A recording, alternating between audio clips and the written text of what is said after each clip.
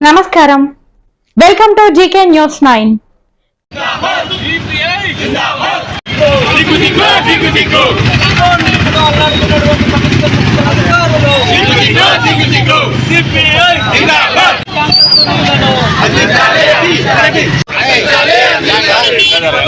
చెప్తే వినురా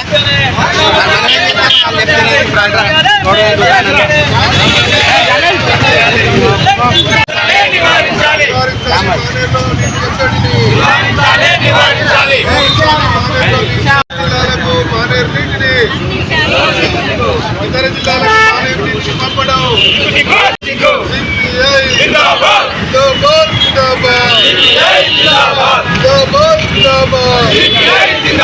కాపాడాలి నగరంలోని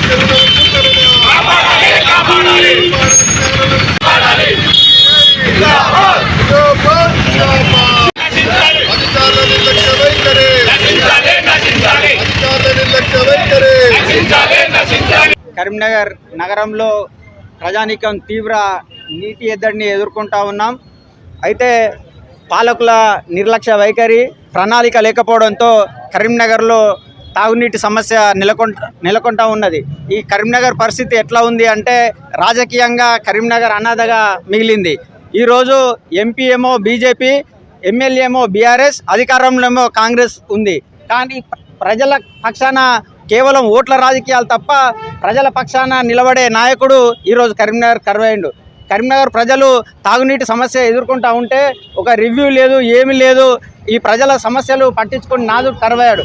డ్యాంలో ఉన్నటువంటి మానేర్ డ్యాంలో ఉన్నటువంటి నీటిని పక్క జిల్లాలకు తరలిస్తూ ఉంటే కరీంనగర్ ప్రజలు కన్నీరు పెట్టుకుంటున్న పరిస్థితి నెలకొంటా ఉన్నది.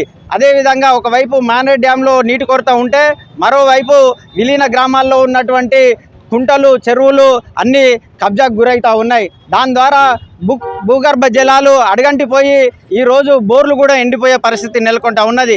ఎన్నడూ లేని విధంగా ఇవాళ కరీంనగర్ ప్రజలు ట్యాంకర్లతోని నీటిని తీసుకుంటా ఉన్నారు. ఈ సమస్య ఇలాగే ఉంటే కరీంనగర్లో నీటి సమస్య జటిలమవుతావు. కాబట్టి ఈరోజు భారత కమ్యూనిస్ట్ పార్టీగా మీ నిరసన తెలియజేస్తూ ఇమ్మీడియట్గా తక్షణమే పాలకులు స్పందించి కరీంనగర్ ప్రజల నీటి కొరతను తీర్చాలని సిపిఐగా డిమాండ్ చేస్తూ ఉన్నాం.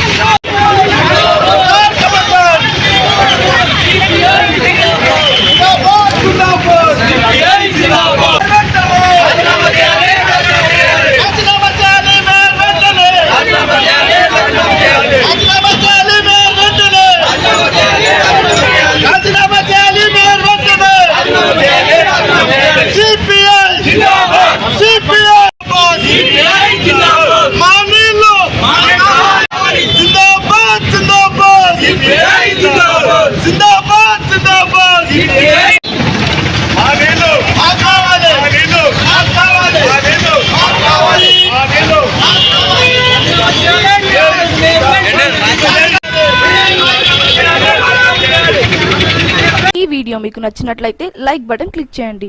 మరిన్ని వీడియోలను పొందడానికి దయచేసి సబ్స్క్రైబ్ చేయండి.